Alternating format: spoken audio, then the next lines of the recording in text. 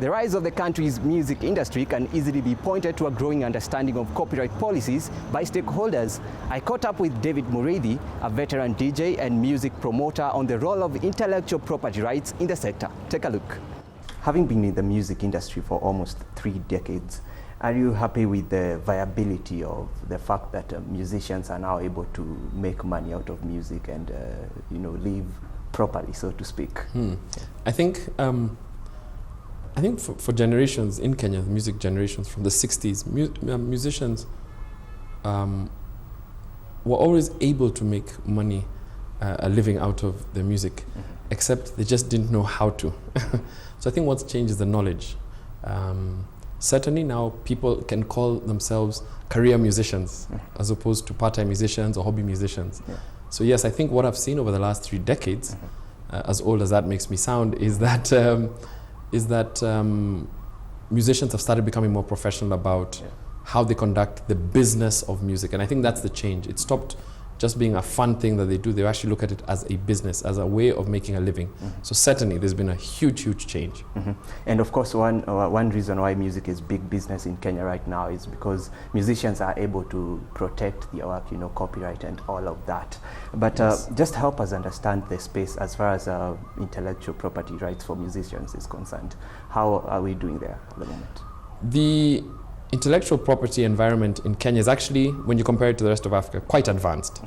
We have, and I'll be very brief about this, but we have the Kenya Copyright Board, who are the purveyors of the Copyright Act, and the regulators of what we call CMOs, which are the collective management organizations. These are private organizations made up of authors, composers, musicians, singers.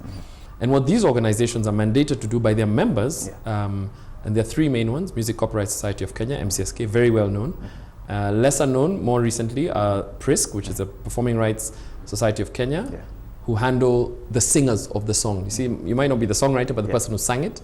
And then there's CAMP, Kenya Association of Music Producers, for the producers, whereas MCSK handles the authors and the composers. What we have seen is a meteoric rise in the amount of royalties collected. I mean, I think right now royalties being collected is anywhere between 600 to 800 million shillings, majority of which is distributed to the authors and composers, etc. So that, if I can compare it to when we started working with my then partner Ted Josiah in the '97 in the local music industry, it's just phenomenal. I mean, I think they were collecting less than probably 50-60 million at the time.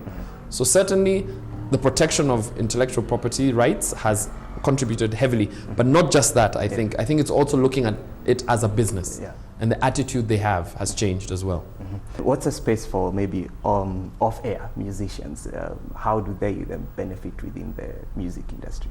Actually, interestingly enough, I went to a conference in Manchester a few years ago. I think this was about 6 years ago, and one of the pronouncements they made is that for the first time since, I think, the 70s, musicians are making more money off live music and touring than off sales of music.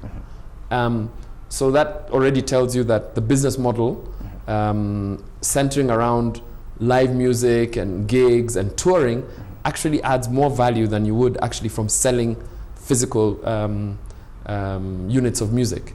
So I think it has to be, when you have a music business strategy, you have to look at it very collectively and look at different income streams. So there'll be streams from royalties, there'll be streams from merchandising, there'll be streams from touring, there'll be streams, and so on and so forth. Advertising maybe on your website if you have a large following, etc., etc. So I think the streams that come from intellectual property are just one stream of the business, music business overall, but a very important one as well, especially for artists who don't necessarily have a new album out, but can still make money off old music playing. And now that we've mentioned that we have a comprehensive policy on intellectual property rights, are musicians able to explore this fully, and are there any challenges that they may be facing? I think, with any regulatory environment, there'll always be challenges. I think one of the major challenges even we as a board, to be honest, face, and I think that then transmits onto the general public who we are trying to affect, so to speak, is knowledge. is actually dissemination of the information, is people not being aware that these rights actually exist and can be protected. So I think that's the major challenge that we have in the music industry, is people not even knowing that they should protect their music, because there are people who know, but the majority still do not know. So that's one of the major challenges I think we have generally as a society.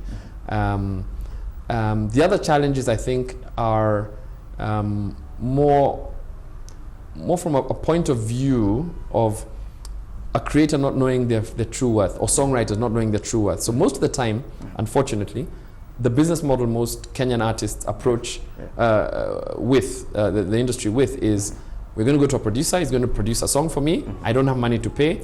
So the producer becomes the manager, the publisher, the BGV, and it's in a way they sort of give up their rights to the producer, just for them to be heard maybe on radio, or just to get the product out. But they don't understand, actually, them are the songwriters and the authors, they have a lot of power, but they sort of give up that power. So I think it's the knowledge base of the music business that I find is the biggest challenge artists are facing today.